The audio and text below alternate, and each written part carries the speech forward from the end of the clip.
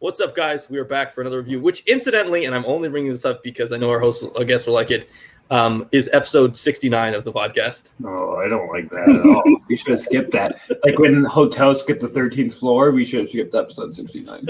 No, could never. It's too much fun. I would have not brought it up, but it just happened to be this review, and I was like, we have to bring it up now. Zach is here, and we brought back a longtime guest and fan of the show, Mr. Michael Campbell, to talk about his favorite human being on the face of the planet. I can't believe we did 69 shows, and I'm just kind of having an existential breakdown right now with how I'm spending my life.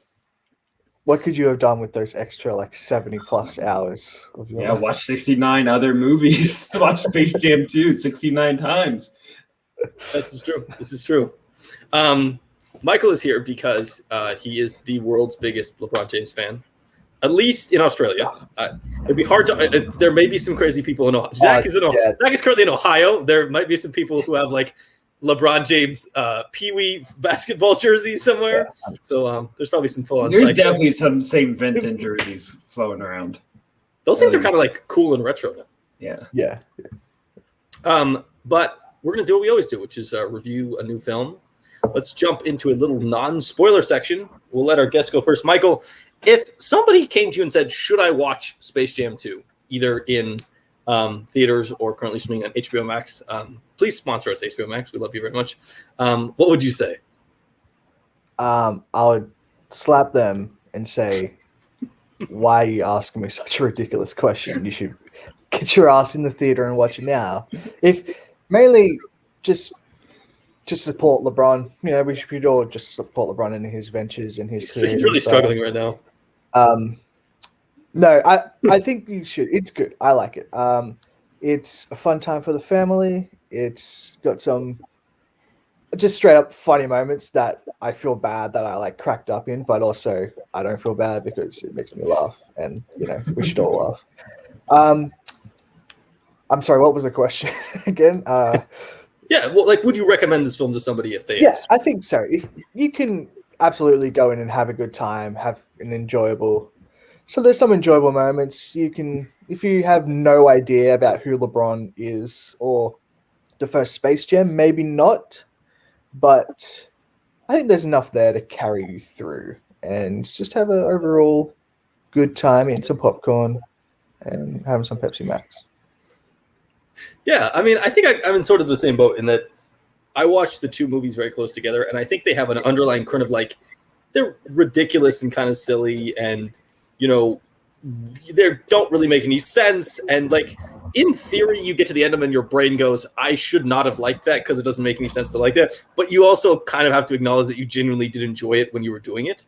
And it's a silly movie. And I think, I don't know, this is weird because I'm not usually one of those people that watches stuff and can get drawn back to the age at which I should have been watching these films. I'm usually the guy who is 26 and watches a film that is designed for children as a 26-year-old. Well, for some reason, sports movies like this and The Sandlot, and obviously Sandlot's much better, are able to draw me back to that 10 to 12-year-old range, where just the idea of putting a famous athlete in a movie with a bunch of cartoon characters would have just been super cool and fun and enjoyable, to the point where I was I would have engaged with it. And yeah, there's definitely flaws to it, but I think if you like basketball, if you like LeBron, if you like the Looney Tunes, if you like a bunch of pop culture references, I think you'll just have a good time. It's not brilliant. It's not trying to be brilliant. It's unsurprising that the director of Uncle Drew would also make Space Jam: A New Legacy, because those films seem very much in line. It's not the same director. I feel like I Googled this. It's not the same. I'm 100% sure. Malcolm D. Lee. He did The Best Man. He did not do Uncle Drew. He did not. Oh, I'm an idiot. I'm bad. I'm dumb.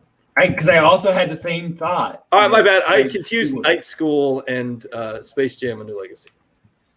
But if you like, my still point to the stance, Uncle Drew very much in the same vein in that they're good comparison point. They have a very simple, very goofy premise, and they sort of just kind of are 100% just engaged in playing to that premise, and have no interest in anything else. Fun film, watch it. I'm sure you'll enjoy. Zach? Good. I also enjoyed it. I am the person that can be in the mindset of a child. That's how I watch most movies. That's we watched. Shit, I had all this joke planned out. I can't fucking remember the name of a movie at all for me. No, the Hiroshima Miyamoto is what I was trying to come up with. We watched Hiroshima Miyamoto, and I watched it from the mindset of a 10-year-old, and it was really effective. God, that would have been so much better if I had had any word retention left. Jesus. All right. Anyways, I find it extremely enjoyable. If you're going into it as the kind of gimmick, like celebrity movie that it is, it's a movie to prop up a celebrity, just like the original was. It's for Michael Jordan fans. You're not supposed to take it serious as a film or them as an actor. It's a celebrity piece, and if you can find enjoyment out of that, I don't see why you couldn't here, especially if you do have kids and kids are interested in basketball that might be like an 8-year-old LeBron James fan. I would think would have to love this. And this was honestly, we kind of joke about how it was meant for Michael because he has LeBron James diaries that he's been writing forever. I had no idea what you're talking about. But also it's extremely meant for me because not only am I from Cleveland, and I'm back in Cleveland and I'm a huge Cavs fan. I was also just the biggest Looney Tunes nerd. I saw my stepmom brought photo albums of me when I was 16. That's when she decided to start keeping pictures of me. There's no pictures before I was 16. But I'm still wearing Underdog t-shirts and Looney Tunes and Charlie Brown. And I was just classic cartoons were my shit. Can we please get these pictures? It was to a bonus episode of me doing a slideshow. Michael will come back for that episode. I will 100%. I'll make a whole production of it. Hell yeah. Let's do it. Anyways, you asked me, I was 20. What's my favorite show? My answer is Rocky and Bullwinkle. So just classic cartoons are my thing. You combine that with LeBron James, and I have great enjoyment of the first one. There's people out there that still claim themselves fans of original Space Jam and then hate this. And I can imagine you not liking it as much, but a complete opposite is a weird take because they're very similar movies. People claim this is shallow, and the original one is just as much of a commercial as this one is. That's what the purpose are. They're commercials for the athletes in the front. And I still have fun. Uncle Drew's a great comparison point. If you are able to just enjoy the basketballness of it all and the celebrity featuring of it, there's no reason you can't enjoy this as well. Yeah, the Space Jam 1 comparison is very weird to me because I feel like if anything, Space Jam: A New Legacy spends way more time trying to be an actual film, and the first one 100% feels like they're we have Michael Jordan, and it's the weirdest movie ever. It's he's playing baseball, and that's why they don't release as a basketball player. It's the weirdest movie ever, and has just no plot at all. Well, the entire movie is we're gonna do a 90-minute, we're gonna do 60 minutes of setup to play a basketball game, and then they're yeah, but Michael really didn't want to shoot this basketball game, so we're gonna have 4 shots of him playing basketball. He's the greatest basketball player ever, but he's gonna play basketball for 12 seconds in this 90-minute film. Let's continue this comparative point, but let's call this the spoiler section. Yeah, let's jump ahead, guys. We're gonna jump ahead to the spoiler section and talk about the plot of this film. Let's do the little comparison points. Well, go into the first one. You say it has no plot. I actually think the plot structure makes a little more sense. The reason the Looney Tunes are part of it makes a lot more sense than it does in this new one. They're just he just falls into the planet here. But the first one, it was really the plot was built around the Looney Tunes, and Michael Jordan got drafted by them. This was the opposite. LeBron James got thrown into this situation. They drafted Looney Tunes. So they just changed where the plot was focused around. This one is focused around LeBron, and the other one's more focused, which is weird because I think this is a lot better of a Looney Tunes movie than the original Space Jam is. And the original Space Jam is a better basketball movie because even though the plot didn't revolve around Michael Jordan, the overall meta-ness of it, of bringing his career into it is the involvement of the players or the other NBA players I think is much better in the first one than this one. Oh yeah, this one sucks. The first one, it's what makes it a really good, I honestly legitimately good movie because I find that scene's hilarious. My name was Charles Barkley needs to be in every movie. This movie is missing a Charles Barkley side basketball player. Yeah, I mean, if there was a hit scene of Ben Simmons or Devin Booker. Yeah, why was Blake Griffin not in this? Blake Griffin saying, "I'll never date Kendall Jenner again," which what Charles Barkley says about Madonna, which is that is a hilarious deep cut joke if you sort of know Madonna and what she was doing with NBA players in the 90s. It's sort of amazing that joke's in a Shut Up Kids movie, and that's okay. It's amazing.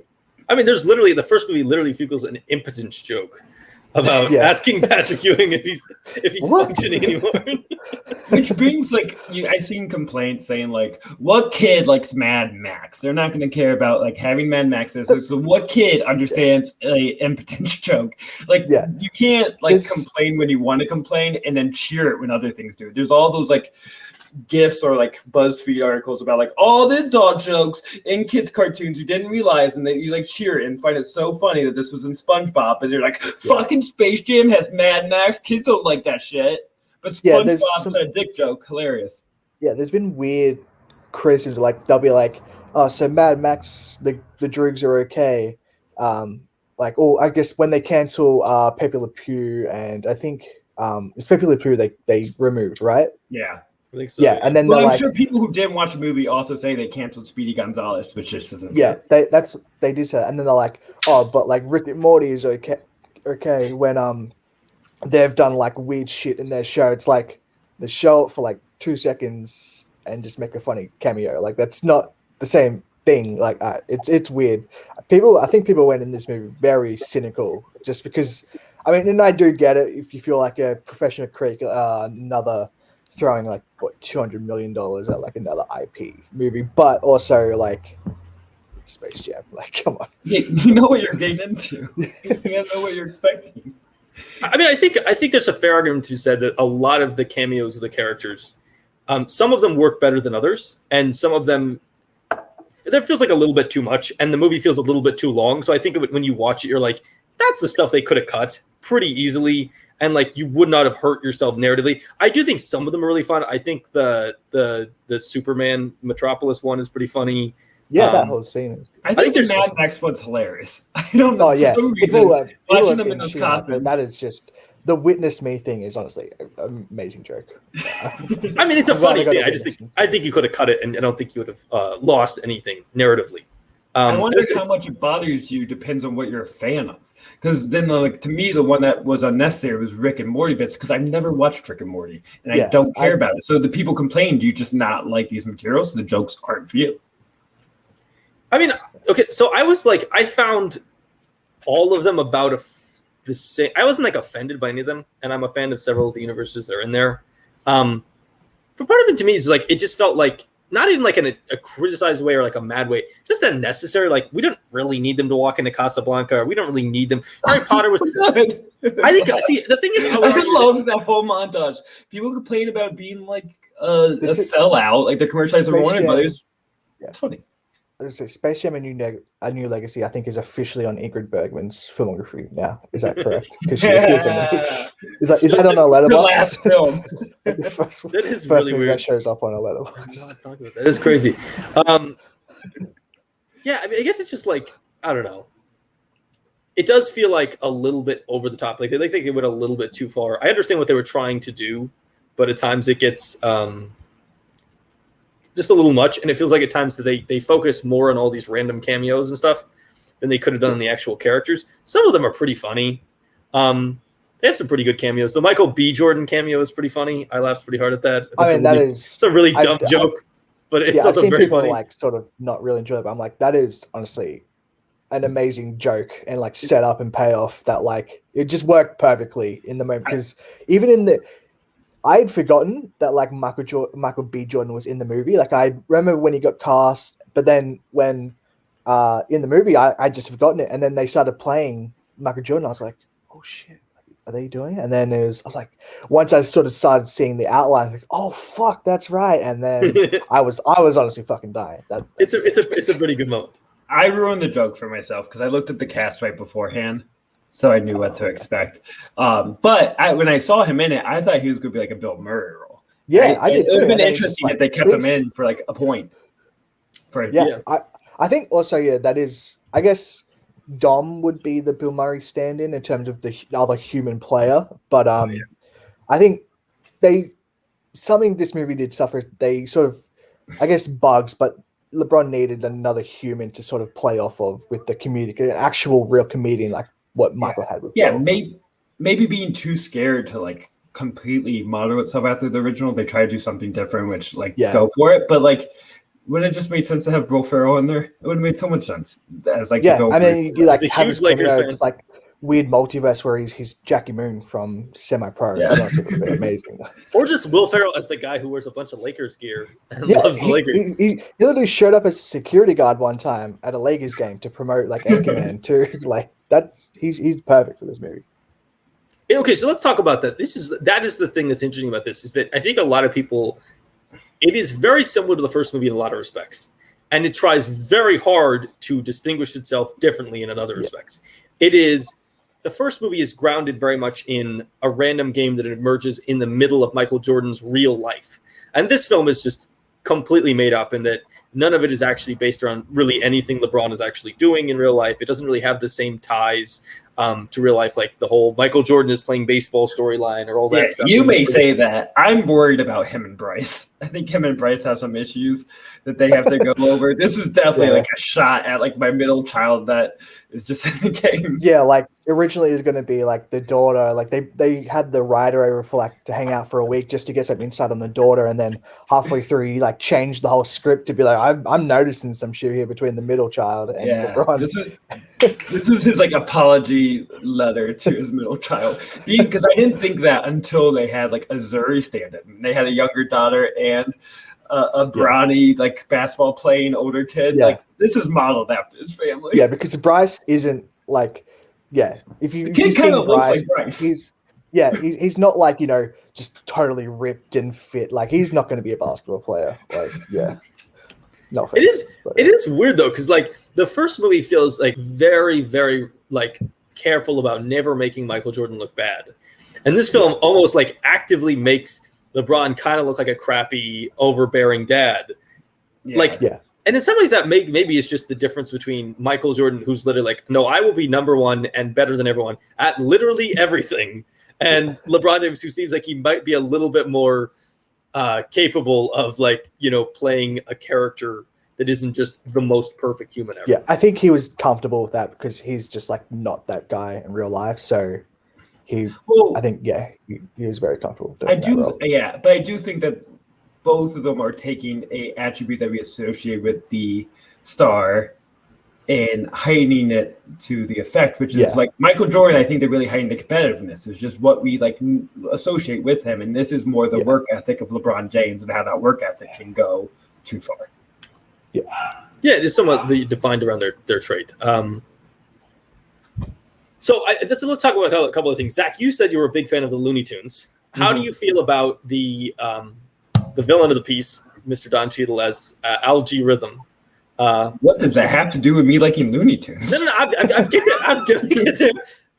upgrading all the Looney Tunes from the original kind of look to this more modernized look for the basketball. Honestly, I found it refreshing. I thought the whole movie was going to be the like CGI versions of them. Yeah, I did too. Getting to see them in the more hand-drawn area was really lovely, and they spent a great amount of time there. And I think the CG ones look good. It's excuse to like, if they kept LeBron in hand-drawn animation, it would have been a problem. You have to have him in real life person. So to make it go better together, because it might have seemed a little weird, it's fine. But since you brought up Looney Tunes too, I did drop that I think this is a better Looney Tunes movie. Looney Tunes are like pretty wasted in their original. I think the NBA stuff is definitely what I love the most about it. But their like gags are not great, and they're quick, and they like don't do much on the basketball court, and you barely get any like life of them in their cartoon world. And this you get like 10 to 15 minutes of sad bugs in cartoon world, and doing a lot of like classic callback jokes that don't exist in the other one. Having like, once I saw the like train joke with the tunnel they painted that they can't go, that LeBron can't go through, I'm like, oh, they're like actually doing Looney Tunes shit, which the first one does not.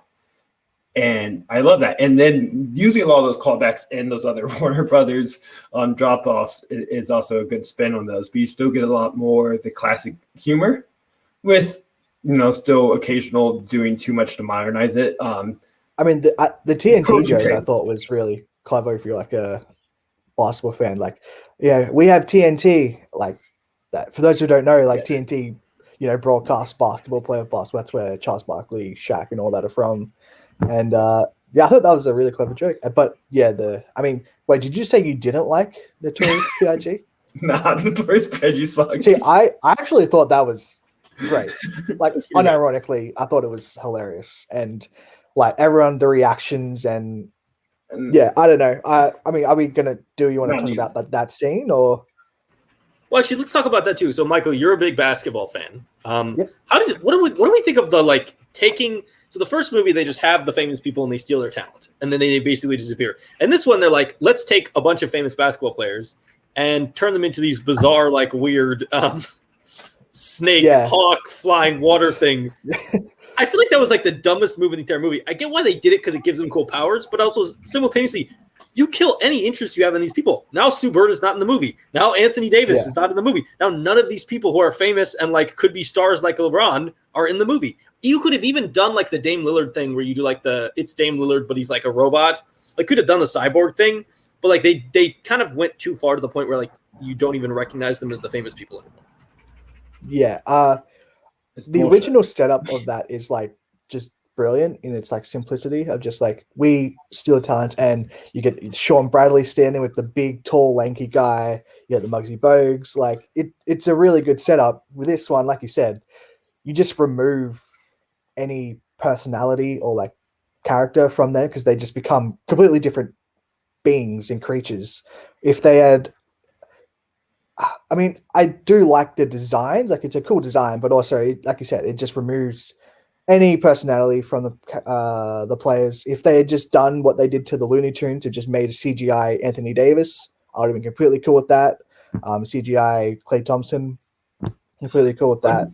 But so it's a bit weird to just see a snake running around on the court. I don't know if that's I'm fine with the CGI animations. I think the issue is you don't like have any time with the actual basketball players that you don't go back. The original, true. Basically what this is if they stopped it after the little, what are the aliens called in Space Jam?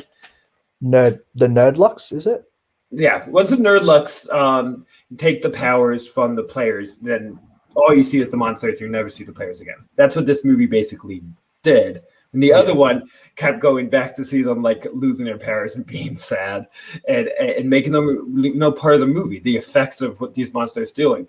This is like they're not affected by it at all. They didn't get power stolen. They're just they're scanned for a video game. They were just used for a video practice. Like he just scanned on his phone. Like it was like these creatures are just like in the movie were just modeled after the players and really didn't have any direct connection to the players themselves. And I think that's the issue. They should have been more of a direct connection and effect between them to make them part. Why didn't they get drawn into the stadium and they could be on the sidelines watching their like CGI creations? Yeah, they're like, or if they even had something like, if they win, then their personality, like their talent, stays in the Looney Tunes world, so that adds extra pressure for LeBron to win, something like that. Or they get like recruited onto the Toon Squad, and they have to play against their own like computer versions of themselves. Yeah, that would have been cool. Yeah.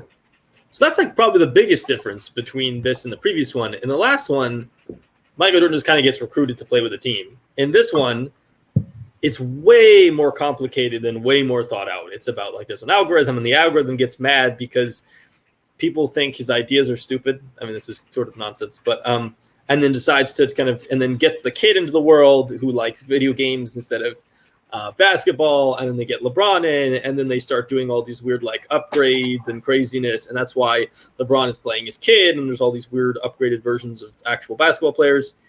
Does any of that stuff, did you like that stuff? How does everyone feel about like all the way that they created the basketball game and the stakes of the basketball? It's modernized. The kids are into video games and maybe they would like it. I do think it's like this one is a lot more thematically focused. I think doing the plot from LeBron's side, there's really no thematic ground for the original movie. No like growth from Michael Jordan. He just decides to come back to basketball because he played in the Toon Squad team. This was adding more like growth of him as a father, which I don't know if it's necessary. It's more like this modern idea that like stories, especially for kids, need to have lessons and growth, which is fine, but it doesn't always come off natural, and I don't know if it comes off natural here. Yeah, I think that's definitely a product of the first film being sort of, Michael Jordan, and as famous as it was, that they have to like differentiate and actually add some plot to the movie, which I think it's definitely sort of just the weakest part of the movie, just because it's weird tonal shifts of just like LeBron and his son like actually going through like pretty traumatizing events as like a father and son, and like LeBron having to act serious, which he's not. Like he's not a great actor.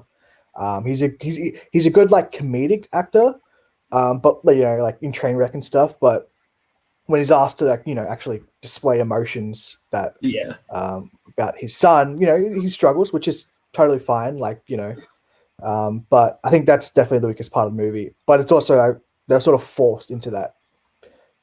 Basically, for this movie to exist, that had to be a necessary evil. I feel like just it's weird. But I would, if they had cut it out, I wouldn't have been mad. But I also get why it's there.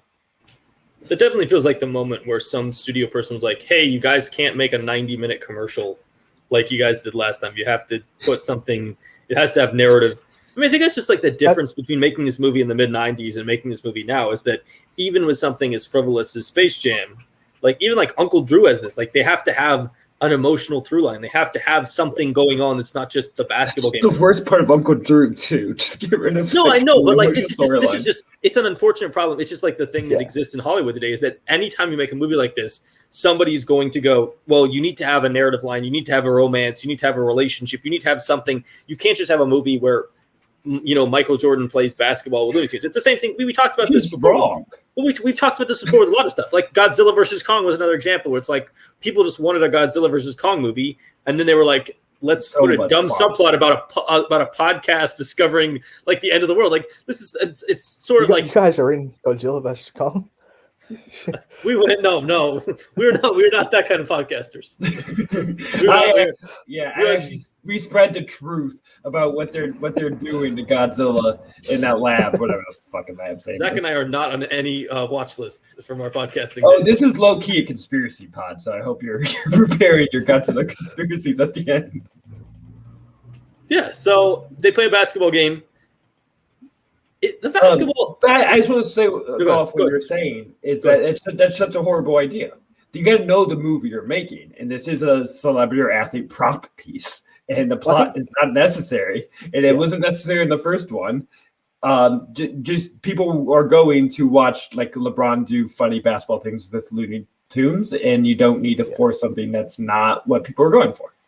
But I wonder if you don't have that, does LeBron agree to do the movie? I think that's also probably part of the incentive of like he gets to, this obviously, like we said, this stuff isn't in the first movie, whereas this one, it's a serious thematic storyline and has family relationships is explored and stuff like that. So I'm sure. I do wonder if that stuff wasn't there, if LeBron would agree to do the movie. I'm trying to think if they try to do a meta quality like they did with the first one, would it be? Do you think that they could have done, or it might be too late, a like Miami back to Cleveland kind of storyline of like his return back to home and why he decided to go back to Cleveland? Because it really the first one's all explaining why Michael Jordan went back. Like set the movie in like 2014, like after the loss to the Spurs. Yeah, that would have been awesome. Well, isn't it that in some respects Michael Jordan needed Space Jam in a way that LeBron just doesn't? Like LeBron could have just said pass to this movie, and nothing. Like it would have affected. His not would have affected. Jordan needed. Well, Jordan needed because he's still in baseball. Like, still at that point, was the biggest star on the planet. Well, when the movie came out, but he filmed it like after 95 season when he'd come back and he'd just sort of gotten destroyed by the Magic. He filmed it in the off season. And then through that whole year, that 95-96 season, that's when they won 72 games. They won the championship. And then by the time the movie came out, it was like, okay, Jordan's back. And that just added to it. But I think if like Jordan hadn't gone to baseball, I don't think he does Space Jam. I think because it feels like he does Space Jam in the era where he's playing baseball. There's all the conspiracy theories going on. Like, well, did David Stern force him to retire because of gambling stuff? And that's when this movie comes out. And then by the time it comes out, we're back on Michael Jordan's second three-peat. And so I don't like LeBron just doesn't like weirdly is feels more impervious to criticism. I think he could have used it like at a different time in his life, if that makes sense. Like this could have come out, like we said, in the 2014-15 era when he just gone back to Cleveland.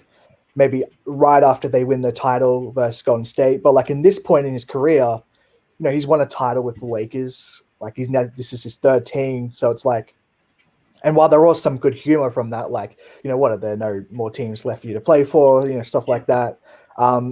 This isn't really a controversial time, or really, I'd say probably interesting time in LeBron's career. Like it sort of is what it is at this point, and he's the elder statesman of the league. Yeah. He's an elder statesman. That like they're eliminated from the playoffs. If he was still playing in the finals, this would be a fascinating like just moment. Just like, is he going to win the title while also Space Jam 2 is like #1 at the box office? Like that'd be a crazy. Which, to be honest, I feel like that's what they were assuming was going to happen, because he had this whole super team. They thought he was going for a title, and then half the team gets hurt. And like first year with serious injury issues. It's almost like the decline of him is starting to show. It's also like, when you get 30 days off after a 30-day off season after winning the title, it hurts. And wow, Karis Paul is photobombing into the middle of this review to yell at Michael. Some of the jokes about him playing on so many teams, though, it rung a little false to me and rung a little bit like people don't actually know what's happening in the NBA, because he kind of set the trend like everyone has played for like 6 teams at this point. Like three teams is really not that many teams. It's really not. I did like when Al Jabrilon was like, when he's talking to Dom about like his dad leaving, he's like, he left Cleveland, left Miami, he left Cleveland again. Watch out, Lakers. Am I right? Like, that's a good joke. But then, there are other points where it's just like, he get it. He's played for 3 teams. Like, get it. It is weird though, because LeBron, I guess maybe it's just because he was the most high profile kind of first guy who did this. He has taken a decent amount of flack for like, oh, you just jump around team to team. That's kind of your thing. Yeah. At the same time, when like Kevin Durant just basically did exactly the same thing, and I think they're going to be more the norm than the Steph Curry, Giannis guy who hangs out in like the small market team for 15 years. I think because the story of him playing not technically his hometown, people need to stop calling him Cleveland because he's from Akron. It's a very different city. Yeah. It's an hour away. But anyways, being somewhat local, I think added to the like mythology of like he should be a Cav. It is all meant to be, and so the idea that he left such a rundown franchise. So they had no. Yeah, that's why I got more attention, just because of the hometown connection. But I was never upset about it. I didn't burn no jersey. I said, LeBron, who wants to be in Cleveland? Well, I guess I do. I'm back. But like, if you want to go live in Miami, like fucking go for it. Sounds great. Have fun. Enjoy the beach. What do you think about the basketball in this movie? Do you guys like the whole video game power up thing going on here? Street. I think. I mean, it was a change. I think just to sort of. I mean, well, they had to do it just to sort of necessitate like the weird goon squad. Obviously they can't play in a real game. Like, can a snake technically travel? Like, or just they have no feet? Like, what is their playing NBA step? Like, that's basically what they're doing. I think it was, I think it was all right. I think it worked well with the character designs they have, and I mean the scoring. I mean, if we get into it, the scoring system was weird because I know because I watched this movie again last night. Did you write notes? No, I remember 6 minutes to go in the third quarter. The score was like 1,000 to like 38 to 1,000 to 37. The end of the game ends with them 1,041 or 42 to 1,041. Yeah, it's 42 to 41. They scored really strong defense in the fourth quarter. They scored a collective like 5 points with about 16 minutes left of game time. Like, what the fuck happened? Like, I mean, this is a trend in both. This is a trend in both movies, because if you go to the first movie, like sometime in the second quarter, it's like 66-8, and then we cut to the third quarter, and it's like 66-62 after 2 baskets or something. Like, it's complete nonsense. You can't track it in either film. Yeah, no one's fucking keeping a box score except for you two nerds. So actually, Zach, this is a basketball movie with a bunch of nerds watching it who love basketball. We're definitely not the only people. I think the quality of it is better than the other movie, because the other movie acts like it's a real basketball game and then nothing makes sense. There's no rules. At least this tells you ahead of time, like, rules don't matter, and this is going to be like some crazy shit. So I think it gets a little goofy how high scoring it gets. I think I wish that they'd been, I don't know, more selective with the. I think you could have done more cool boost stuff without like 200-point shots and ridiculous stuff like that. I think there could have been more cool stuff, like weird like freeze zones. I think they could have done more cool stuff on the court. I feel like they almost underused the idea of the video game aspect and just turned it into like, how do we score 1,000 points? I mean, the Klay Thompson thing never really mattered. Like the whole he's on fire, he's wet, like Splash Brother, like that's his whole character thing. He like never does he ever take a 3-pointer? Like I thought he shoots, I think. And like the beginning of the game, I think he gets a shot. And then it becomes all about Damian Lillard. Almost nobody shoots in the game. It's almost all layups and dunks. Yeah. Like that's almost like why didn't you get Steph Curry to show up as some kind of weird character and like drain like 3/4 short? Well, I don't think LeBron wanted Steph Curry. This game was like, you know what kids don't care about? Fucking fundamentals. Fuck fundamentals. That's the like tagline of this movie. It's gonna be all about tricks and like selfish plays. And it's really going to encourage a long line of selfish, horrible basketball player kids because they're going to be like, I'm going to be like fucking Dame Time and Chrono Dame or whatever he is in Space Jam New Legacy and just like run circles while holding the ball and then shoot a layup and think I'm real cool. See, but that's also like the NBA currently. Fundamentals are important. Bug could have played by the rules. You don't need your team shit. Also, like the NBA currently, it's the James. We're living in a James Harden world. One player will have a 40 per, and take 30 shots a game and score 45. We're living in a Westbrook and the James Harden. Don't throw Westbrook in there. He gets his assists, baby. Westbrook has the highest per, I believe, in NBA history. So I will throw him in there. He moves around. I love Westbrook. What is Westbrook in this movie? They that's another issue with who they picked. Is they picked nothing against the WNBA players, and unfortunately, like I'm just not too aware. I know Diana Taurasi, not too as familiar with them, but with Anthony Davis and Klay Thompson specifically, really picked two of like the most charismatic list players. Players not really known for their personalities at all. Playing and like they just ball Klay's like legit the most awkward person that's ever like touched a mic, and you should not put him in a movie. When you could have had like Westbrook, would have been like so enjoyable. Westbrook playing the Jaros. They could have done some fun like animation, just like he gets like aggro and like flames come out of his head or something like that. But with it's like Anthony. Also, the unibrow joke from LeBron was like really weird. It's like hey, you should cut it off. Doesn't look good. Yeah. It's like that was a real nothing more to that. Yeah. Also, I was gonna say when Algae Rhythm dunks on LeBron at the end, he gets like 2 points for it. If you like dunk on LeBron, first of all, Nike will confiscate the video as we have learned in real life.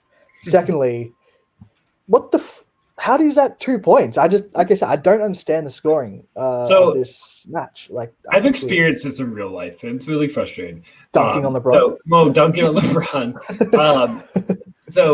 Every year at my last job for 6 years, I played in the student teacher 8th grade. Those games are legendary in the Lucas. They're really fun. I actually legit scored a game-winning basket. It is the pride of my athletic career. Question: have you ever run over? I don't know if I've ever tipped a ball in my life until that moment, and I will say, though, that shouldn't even matter. It was the most frustrating fucking thing ever. These games didn't matter, just like this game didn't matter, because once it got to the last 10 minutes, an 8th grader would score a basket and they added 12 fucking points. Like, this was some bullshit because they always want to make it tight. So this whole Space Jam, I think it was fixed. The problem was always going to win. Whoever was going to didn't want them stuck in the WB verse, and they were just making the points work. Algae Rhythm cheated. He don't bring that shit here, Zach. Algae Rhythm put the ball back up through the hoop and took points off the fucking team. This is definitely cheating.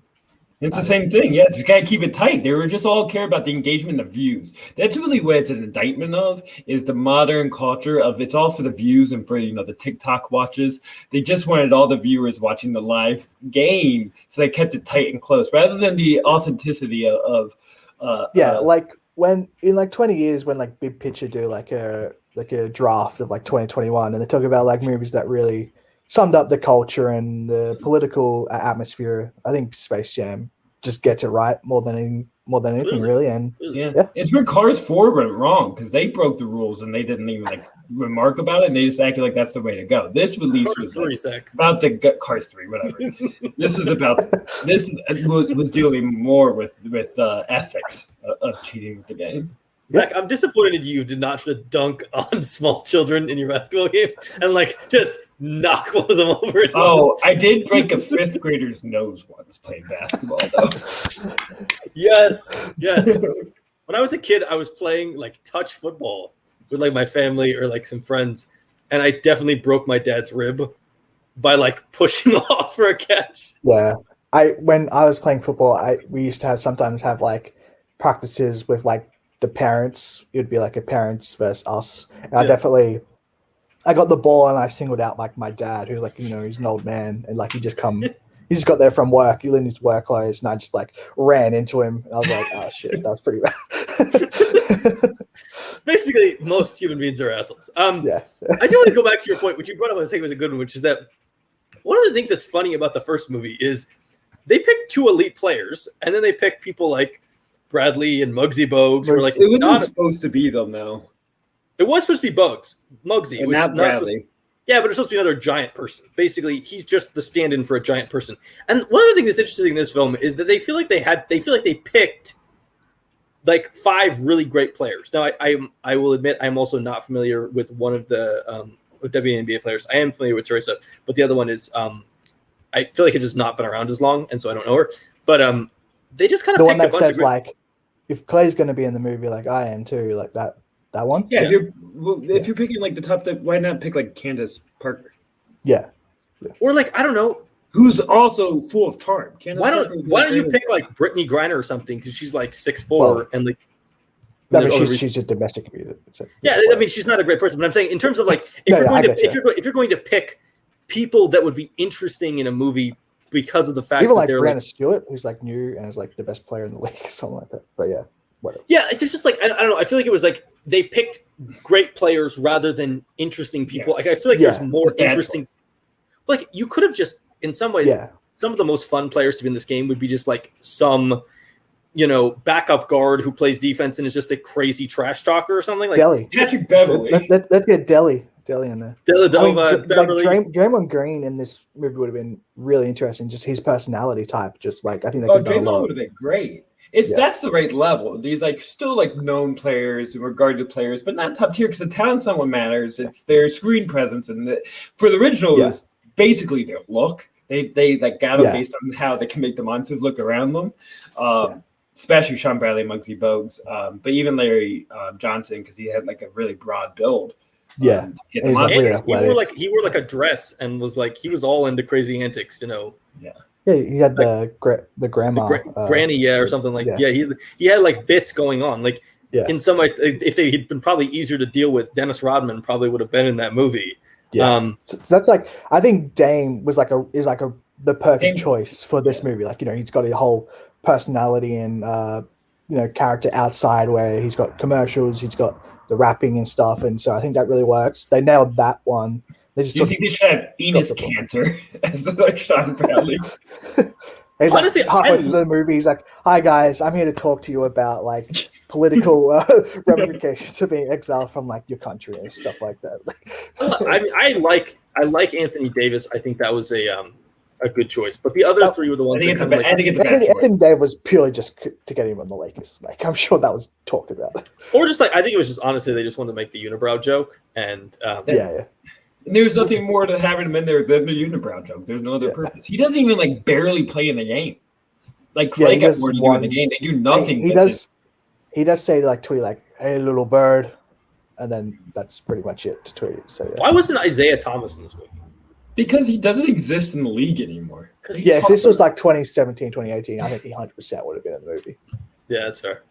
I don't know. I just think like they could have had more interesting people. Yeah, 100%. Like if Trae Young had done what he did this year, like a year ago, I think he definitely would have been strong consideration for the movie just because his personality style and like he's definitely cultivating something. Or what about like Zion just for the physicality of it? Because but that's if they're doing monsters. If they're doing monsters, you have to have Zion.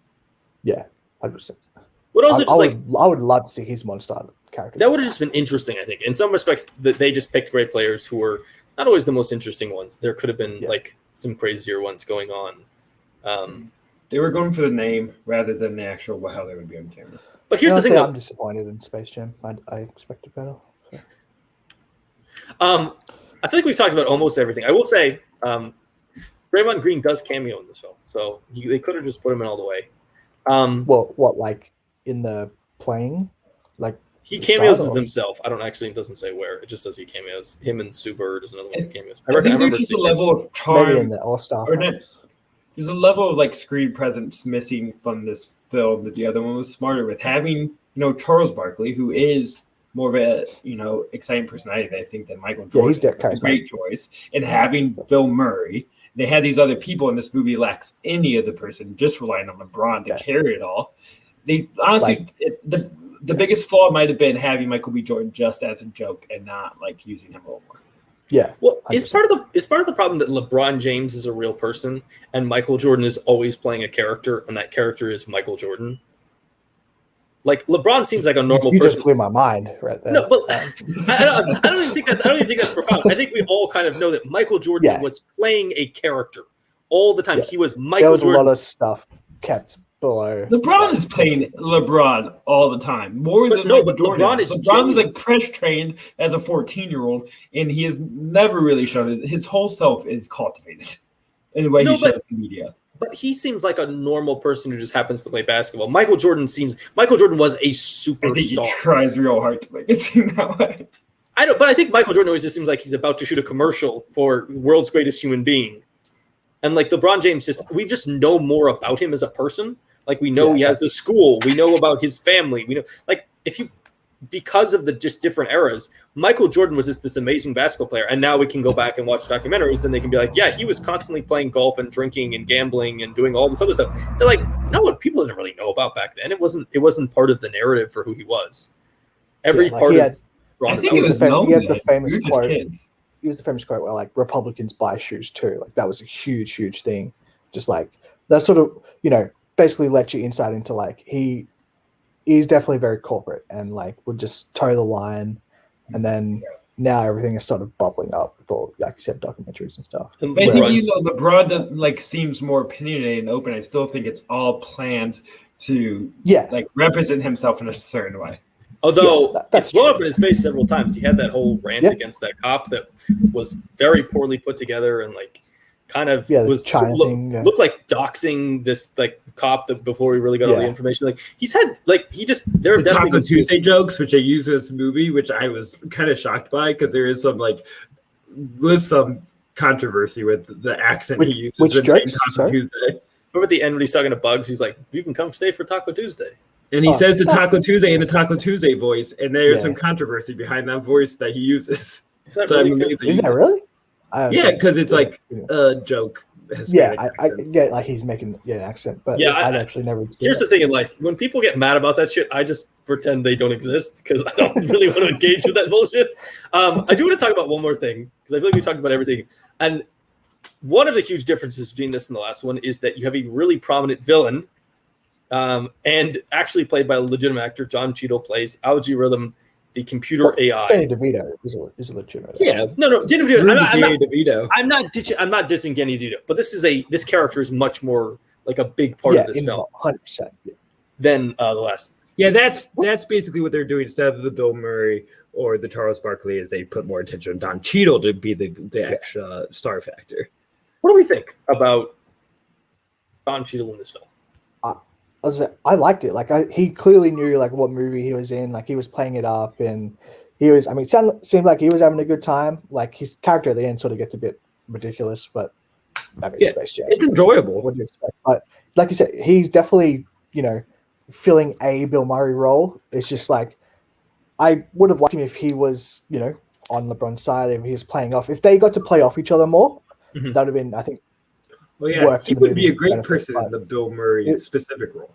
Yeah, I mean, there's a lot of there's a part where he dresses up as Bill Belichick, the hoodie. He does the Indiana coach whose name I'm just completely blanking. Yeah, when he like chucks a chair like that. What's that? I did an impersonation of Ron Swanson on Parks and Rec because he has the Buffy Night poster in his office. Like that stuff. Like if I'm sure that stuff would just go completely over their heads for a lot of people watching. Be like, what? Okay, that was weird. But like if you are in the know and you sort of just remember all that's referencing, like it's a funny, cool moment, and it's joy. But so yeah, overall, Don Cheadle, I liked him in this movie. Just the character is like a weird thing, but yeah, I think it's enjoyable. Yeah, I think that's kind of how I felt. Like I like his performance. I wish that it was sort of restructured. I didn't need a villain that was that prominent, and in some ways, the reason this movie feels 20 minutes longer and a little bit draggy at times feels like we're spending way too much time with the villain and not enough time. And like we could have cut that character down and had him be LeBron's buddy, and we could have just had the kind of generic like villain that throws. Like we don't need a villain that is super complicated. We just need a reason for LeBron James to play in a basketball game. And the first movie I think is better of just being like, A to B, make it happen and do it as quickly as possible in a way that this movie it feels a little long in moments. It's like we don't need 2 hours. Like you could make this movie could have been a little tighter, and in some ways that character is the one that feels the one that drags the most. I think it's because they use him accompanying the Bryce Avatar son. Is the issue. I don't think it's the fact that there's been too much time with the villain. There's been too much time with pseudo Bryce is the issue, and he's not that engaging of an actor or performer. He's not. Yeah. Do we? Yeah, that's a good question.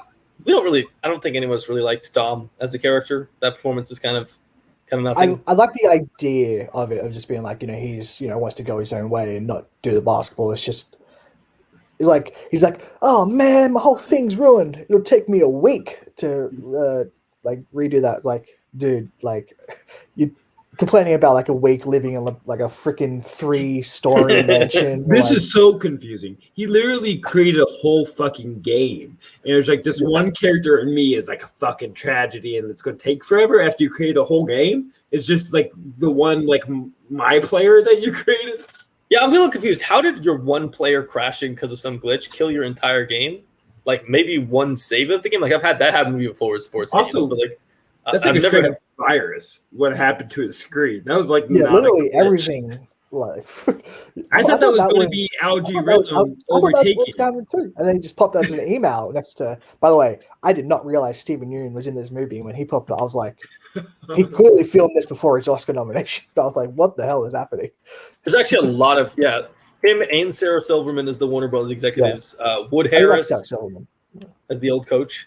Always, I mean, who doesn't like to see Wood Harris, the legend? Yeah, he's great. Yeah, the legend, the best defensive end in the history of football. And then Ernie Johnson is a good one. Little Ray, always good. I thought they were wasted in terms of they were. If they had just gotten some random comedic writer. I mean, have you guys read the Demi Letterboxd review, by the way? That's amazing stuff. I will. Yeah, if they just got no comedic writers, be like, or if they just told Lil Ray to improv, I feel like it would have been much, much funnier because I was expecting more jokes, and a lot of stuff was just like falling flat. Well, a lot of it wasn't even jokes; they were literally like just legit commentating on the game. I was like what is happening? Like they're wasting a lot of comedic potential here. We needed more Fred Willard in Best in Show from those guys, or like the dodgeball announcers. That's what we really need. It's just stupid, ridiculous. Like have Lil Ray just start talking about just random stuff that has nothing to do, and then Ernie Johnson's trying to call the game because he's the actual basketball guy. The other guy's the community. Just starts talking about random stuff. Like that would have been funny if they'd actually just been clashing constantly with what they're trying to talk about. If they made some references to like inside the NBA of the show, or even like I was expecting Lil Ray to be like, getting sucked into like a world where like this guy wants to sort of take over your personality. Like reminds me of something I my friend went through a while ago. Obviously Get Out, like just some random stuff like that. But I thought that was a lot of missed opportunities. Side note, for whatever reason, when you said Wood Harris, who I honestly do not remember this movie and did not see it, he must have been doing something. He's the coach at the beginning. He's LeBron's coach at the beginning. So, anyways, I googled for whatever reason Wood Harris, and then I added Remember the Titans to it. And when you search that, the first thing that shows up is, are Ryan Hurst and Wood Harris still friends? And I think we need to do like a deep investigation. So I need this answer, and I do not give a satisfying answer. And this brings up my point: should have they also included Ryan Hurst in this movie? And that would just be a joke for specifically me and Cody, I think. Cody Newberry. Also, Have I you did seen like Ryan Hurst recently? Have you seen Ryan Hurst recently? Why? He was doing Sons of Anarchy. Yeah, he has a crazy beard. You can't recognize him animore. You can shave a beard, Lucas. What the fuck? I don't know if he'd want to shave his beard. Yeah, but Wood Harris just looks like this. Wood Harris looks like the same person, just 20 years older. Ryan Hurst looked like he's gone through like several different drug addictions and like some other stuff. You are like putting stuff on a person that you do not know, and we apologize to Ryan Hurst. I'm not saying Ryan Hurst actually has done that. I'm saying that if you look at the beard and his look from Sons of Anarchy, does not look like his life is going super well. But speaking of Remember the Titans and Denzel, did you guys like the King Kong ain't got nothing on me? And then that's a great moment when the King Kong goes. I did enjoy that. Yeah. That was actually another weird thing, which is like how little they took advantage of the fact that they have all these famous characters around them. Like, there's almost like no reference. Like, the King Kong is one of the only moments that they reference the fact that half the audience around this basketball game is like famous characters. Most of it's really lame, not because of the idea, but because of the execution. I think all the ones that are animated, the King Kongs, the like Warner Brothers character, kind of works. But the ones that they put in costumes with extras is the lamest thing because they're all I forgot all the people. You have like Batman fucking like doing like booyah cheers, and it's this the goofiest, like fakest like fan cheeriness of people. I want actors in each and one of every of those characters' roles acting as their character at a basketball game. If I had Batman's there, I want to see what Batman would be like at this basketball game, not doing like booyah cheers. I definitely am going to like when this movie becomes available, buy it, and I'm going to like pause by pause, look at every single person in the background, try and figure out who they are and what reference they're making. Because I just want to know, everything about the background and what characters they chose. Yeah, the animated stuff works because they can like put the faces they want on them, and the extras they have no control over what the fuck they're doing, and so it's like too silly. It's like the guy in Dunkirk that got made fun of for being the worst like acting extra ever. You had hundreds of these, and the court is the issue. Or that one guy, Lord of the Rings, in the Return of the King, when he's bowing in front of the hobbits, and there's just one dude who has the world's biggest smile behind him. It's a very random moment. I think we've talked about Space Jam: A New Legacy enough. I want it before we go. Did we? I think we got another hour in us. Yeah, but nobody wants to listen to the next hour because it'll be just a rehash of the first hour. Zach Ford, Space Jam 3 happens. Oh, yeah, okay. I'm needed here for some reason. I don't know what it is, but we'll figure it out. If I leave, we'll surely figure it out then. Zach Ford, Space Jam 3 happens. Which athlete do they use in the film? Bronny James. Space Jam 3 can't happen for another 20 years. You're Bronny James, the end of his career. Ooh, reflecting his immortality. Did he live up to his father's expectations? Yeah. Space Jam 3 just like really depressing. Or you have Bryce, who becomes a like world champion 2K player, and then have it fully from the video game perspective. Okay.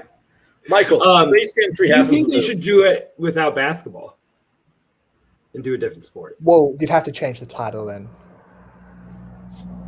Space Slam, and they do hockey because you slam people against the side. Space Dive, about diving. Yeah, that'd be good. Looney Tunes have their own like specific dives and stuff. That sounds amazing. I mean, I definitely want to see that. What about Space Jam? But they just make jellies, and you get like you get the British woman from the British Bake Off. It's about her.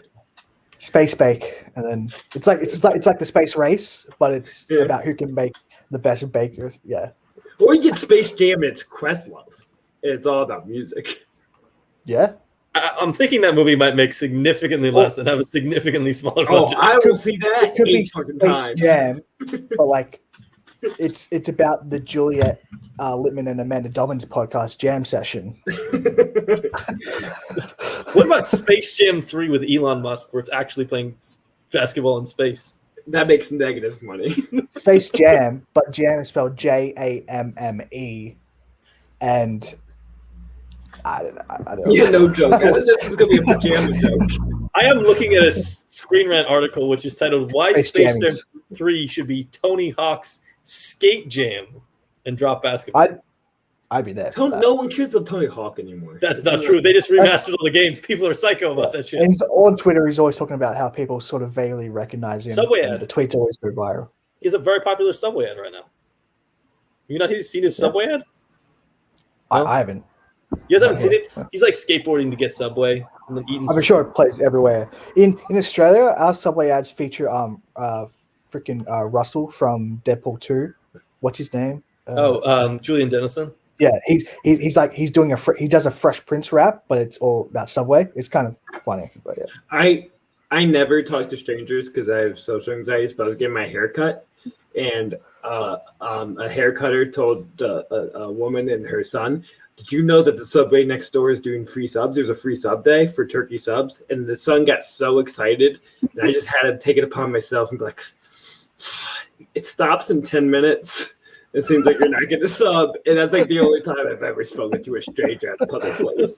Did you like run out of the room halfway through the cut? I'm like, I don't need a haircut. I just came in here to crush your sub dreams. Oh well, Space Jam 3. I do think the best that just clearly you do Bronny and LeBron went on the same team together, because that will happen. We all know it's going to happen. Yeah, Space Jam. Yeah. A new legacy. We talked about Welcome to that jam. Ooh, to the Buddha Space Jam. Yeah, I will say, I definitely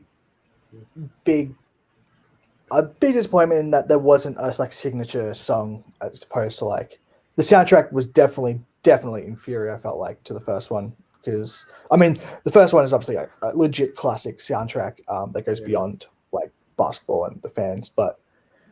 Yeah, there should be like an Anderson Paak song.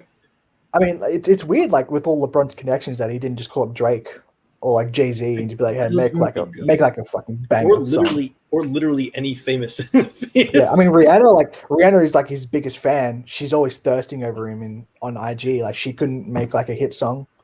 But, it is shocking in a world with a billion high-level famous Black artists that none of them. We're able to create. Well, they have Chance the Rapper a little past prime. John Legend does 3. It's just like a misunderstanding of who's in their prime. Because John Legend is not, and that's when you put most of your teams. Isn't that really cool? Honestly, that's the closest comparison to having Seal do Fly Like an Eagle. John Legend and Seal are pretty similar. Yeah. I mean, R. Kelly's in prison, so you couldn't get him back. He's not in prison, but like he's in cancel prison. Soon to be prison. I'm really glad Zach brought up R. Kelly on this podcast. It's really. I was like trying to like dodge around saying his name. Like I feel like people got what I was going for when I was saying about the soundtrack. But I love that you just started to name drop him. But yeah. But there is like cooler people. And you guys are naming people I'm not a fan of. That's why I just like Anderson .Paak would have done a great song.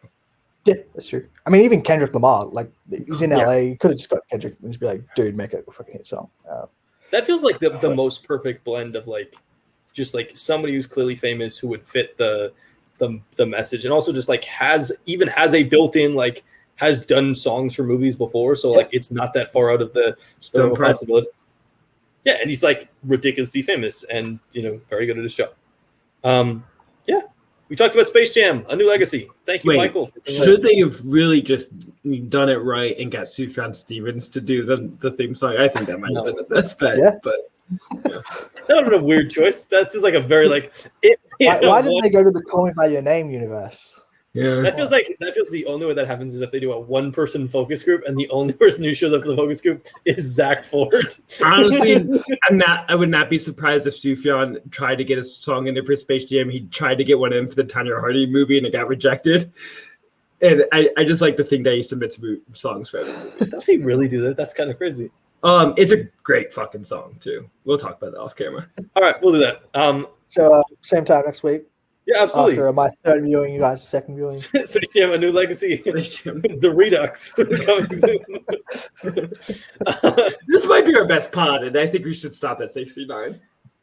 I mean, that means I have to get rid of all those lines on my spreadsheet, but I'll survive. Yeah. Thank you, everyone, for watching, listening, doing your thing. Tell us what you thought of Space Jam, unless you hated it. You hated Space Jam 2. Go suck. And tell us if you change your minds, you love it now because of us. I know we're sort of wrapping up, but like it definitely felt like critics to just. I don't want to get into like the whole critic thing just because I don't want to do that. But like it's just the discourse around the movie is just weird to me. I'm just like people are going really hard at it. It's just like it's hard. And I get it because you didn't know what you're getting into. Like, well, it's one of those movies like it's one of those movies that I feel like you should have known what this was going in.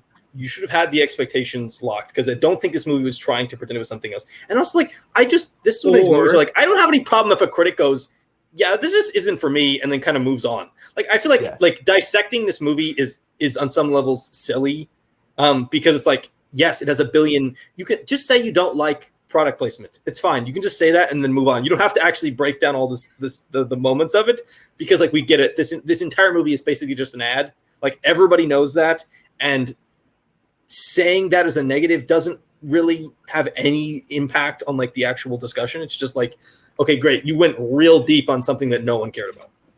I understand critics not liking it because they like have to watch it for their job. I don't understand fans or people in Letterboxd coming and giving 5 stars and they're like, what? Why did you watch it? What did you think was going to be in this for you? You have choice and you have free will. I'm like a critic. Yeah, I do love people that's like the issue. This is like the death of movies in 2021, and like, you know, this is what's wrong with movies when it's like literally 25 years ago the same movie existed. It's like it's a movie featuring a bunch of IP. It's not the first, it won't be the last. Like it's and honestly, some of the people, I think if they did a Disney version, they had Mickey Mouse, you know, going through all the old Disney movies, people would be like, great, it all makes sense, it's tied together. But just because Warner Brothers is less of like a known entity as a connected thing, people are like, what the fuck? They're trying to promote their project. Their IP is, I think, also treated as more like, you know, adult and respected than sort of the general Disney stuff, like with Mad Max, Casablanca, and Game of Thrones and stuff. So it's like, don't put your Looney Tune wacky stuff in that universe, but like if Mickey goes to but Looney Tunes is so Tomorrowland, Warner Brothers, Pirates, like it makes sense because Looney Tunes was so openly like we're part of a Warner Brothers product when they were making the cartoons. Like it was part of their whole thing. And like having the Animaniacs there, I thought was a good joke because they're also like their cartoons have always been so tied to the Warner Brothers universe, which is a whole bit of Animaniacs. No one complained about when the Animaniacs were fucking jumping around, and like Looney Tunes was doing like Peter Lorre jokes. Like in the original cartoons, they had I've seen some of that pop on Twitter. You're right, though. They're like, this is weird. This one gets so much crap when there are movies that have done very similar things. If you just think of even recent years, stuff like Ready Player One, stuff like Wreck-It Ralph and like Wreck-It Ralph 2 have like done a lot of. I'm not saying that these are Wreck-It exactly Ralph the same. was where people were like fucking genius. They like include all this internet shit and breaks the internet, and then Ready Player One, anything that's not Disney, you're like, what the fuck is this? Why Ready Player One has also like a really weird fan base. That like, there's a lot of people who really love the movie. I don't, but like. Also, that feels like that movie doesn't understand what it's trying to do. At least this movie feels like, yes, it's a blatant commercial for Warner Brothers stuff. It also does some interesting stuff with it. It's not just as boring as other stuff. So what you're saying is Steven Spielberg, take notes from Space Jam: A New Legacy. Honestly, I liked Space Jam: A New Legacy more than I liked Ready Player One. I did not like Ready Player One. That movie is bad. I have one more take. Okay. I think LeBron made life worse for everybody in this movie. They're like everyone's dream. How many kids that grew up with Harry Potter is like, I want to live in Hogwarts, or like I want to live in Metropolis. Everyone had their fucking chance. They could have like been flying broomsticks and playing Quidditch and like fighting superheroes. They're like, no, we need to go back home because I have to take out the fucking garbage. I don't know why they were so worried about their home life. You're in like fucking your dreamland. It would have been great. How would you rather had it right? Everyone could exist there. Would have been lovely. It seems like you don't. I would have been so pissed, and I would have been rooting for the Green Squad. It is interesting. What? By the way, off the top of your head, what are some WB IP you were sad that weren't represented? That weren't? Yeah. That's not a game for me. I can't remember anything on the top of my head. I don't know. I feel like they did the ones that would have been interesting. Is there anything that's more interesting that we're completely missing? I'm Googling. Yeah, I'm gonna have to. I guess they. I was going to say Kubrick, but they did get the Kubrick to Drews just because he's. They should have done like direct Nolan, just because he's been WB's new Kubrick for the past 20 years. So I wish they'd gotten some actual like Inception or Interstellar representation. I think that would be fun. Movie critic-ish. David Chen from like the Slash Film Podcast did a TikTok about Christopher Nolan receiving a phone call about Space Jam 2 and rejecting the call. I mean, it's almost surprising they didn't do a Godzilla or like Monsters verse. I mean, I guess they get the Kong one, but like just have them sitting next to each other or something like that. Yeah. Here's maybe a big mistake, unless I missed it. This could easily be something I missed. Michigan J Frog, not fucking in it, is he? Who? The Frog, Michigan J Frog, which was so synonymous with like WB, the channel, like advertising and logoing. I don't He's a singing, dancing frog. It was one of the like early WB cartoons. Like yeah, they should also like live in a different world than you exactly. Like, I think they had a missed opportunity by like going into a Lego world, just because that was big in the past 10 years. Just like they turned into a Lego animation for like 2 scenes or something. Can you please Google Michigan J Frog so I don't think I'm like crazy? I'm going to Google it. Okay. So you can. Maybe it's me being a little bit older. That like a few. You saying like Michigan, as in like the state? Yeah, like the state. Okay, yeah, Michigan J Frog. Yeah, he's there. He's an anime from the Warner Brothers. Merry Melody. You recognize the character? Yeah. Okay. Yeah, a little bit. He's been in some stuff. I don't know. Yeah. I don't know. I think they kind of did what you needed them to do. They kind of did the worlds that you that would be important. Harry Potter was the one I was like, you got to do that one because just your entire audience has grown up. Oh yeah, literally the past 20 years as Warner Bros.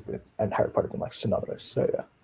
I guess okay. I'll make one line of it before we go, which is that isn't it weird that we've gone back to Looney Tunes? Like Looney Tunes have almost no impact on society today. Like they're very much. That's the theme of the movie, where algorithm dumps you down to the rejects, and it's like Toon World. And we come full circle, and that is the thing. You have to keep bringing back your high quality properties to create the new fan base. It was Mickey Mouse all the fucking time. Most of it's like little kid shows, so you don't even realize. But they make the Looney Tunes. My kids knew who when I say my kids, my students like know who Looney Tunes are, and we would like watch Looney Tunes. There's I think more. Is there something you're not telling us, Zach? Yeah, I have many kids.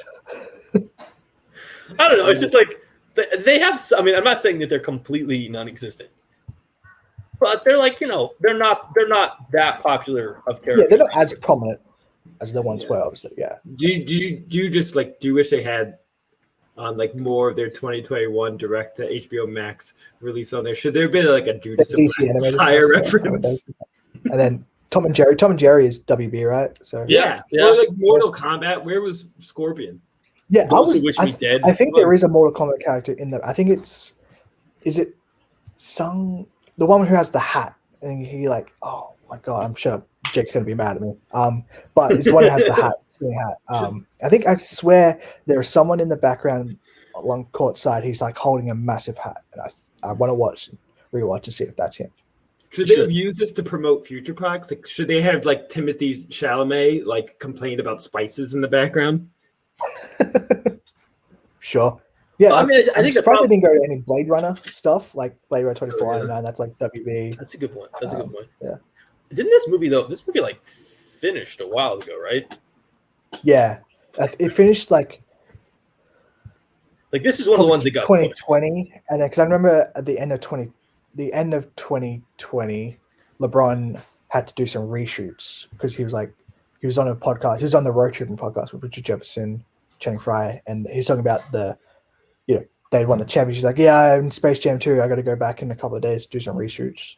So yeah. Do you think they missed out with a lack of Zack Snyder jokes? Should they have been more Zack Snyder jokes?